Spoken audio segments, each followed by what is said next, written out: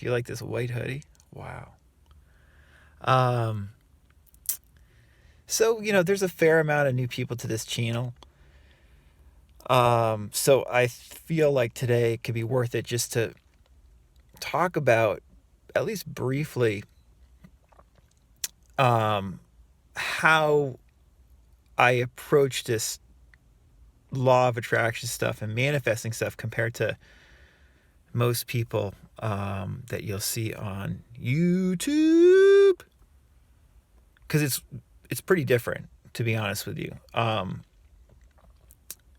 In that I'm not really a law of attraction teacher, or I don't pretend to like be a law of attraction coach or something like that. That's not who I am. I am interested in spirituality, and I am interested in counseling and coaching and dealing with anxiety and stress in a more effective way. I got into the law of attraction back in like 2013, 2014 because I saw how there were principles and concepts in some of the older teachings. I found Wallace Wattles first, for instance, and I found Neville, Florence Scovel Shinn, Joseph Murphy, people like that. There were principles that they were talking about that aligned and deepened my appreciation for some of the alternative stress management stuff that I love to share with people and counsel and coach people on. There was like just this cool spiritual element to it, and I've always been a very spiritual person. But like, for years after I got into that stuff in like 2014, I edited a bunch of books of Neville's lectures and some of his old writings. This is before Neville was really big. In like 2015, Neville still was not that big online. I mean, people knew who he was who already knew him, but if you didn't know who he was, there was like this gap. Things have changed dramatically since then. So I wrote some commentary on some of Neville's work, and linked it with relaxation, which is really, again, like what I'm interested in is teaching people and working with myself on being a more relaxed person. Because I find when I feel more relaxed, better things happen to me naturally. And I thought that before I ever got into the law of attraction, and I think it even more now after I have gotten into the law of attraction. And just working with people over the years, I've seen how implementing things like assuming that you're a more relaxed person and assuming that better things are going to come to you and focusing more on just feeling generally relaxed and okay as you go through your day, it leads to gradual, significant changes in your life in a positive way, and so that's still how I approach LOA, basically, okay? But what's happened the last few years is Neville particularly, and just the law of attraction community in general, it's gotten much bigger. The social media aspect of it's become just this huge thing. And what I've found is that so few people talk about it in the way that like we're discussing it right now, informally in my car. Now, not just informally in my car, but like a down-to-earth manner.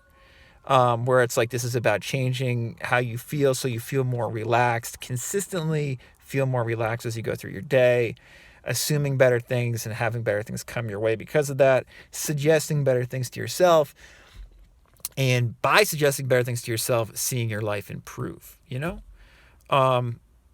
This seems like almost common sense stuff. And it links directly with, other modes of self-improvement or meditation, spiritual practices. It's just like it all fits together very, very well. Yet instead, what we see on YouTube and Instagram and Reddit and TikTok is like people talking about all this crazy esoteric stuff that just doesn't seem relevant, as far as I'm concerned, for most of us in terms of actually changing our lives. And so, ironically, I kind of have become a law of attraction teacher in a way the last couple of years, just because I speak about this stuff in a common sense manner that I know freaking works for a lot of people, and is very down to earth. But, whenever I describe myself as that, I still feel kind of funny. And like, I'm not really a law of attraction teacher. I'm just like, I would say I'm like a spiritual counselor, and I'm somebody who helps you with your anxiety and stress. Okay. Stress management counselor. And when I do coaching with people, it's like, we talk about law of attraction concepts, but like, honestly, like, it's like trying to touch something even deeper than that. Like, just like get really to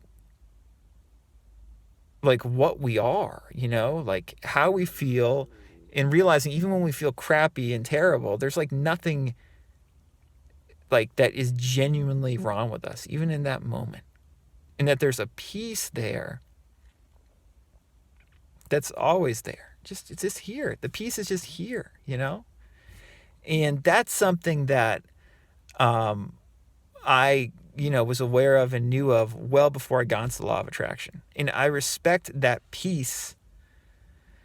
You can say the peace that passeth understanding, right? That inner calmness that can be there even when life externally is all messy. I respect that much more than anything else in terms of, providing guidance to people. And so that's what I try to have people tap into more. And I think that's really important. I think that's more important than pretty much any of these law of attraction concepts. All these law of attraction concepts are just things you can add to that to improve your life in like a pragmatic, practical way. But recognizing that you already are okay,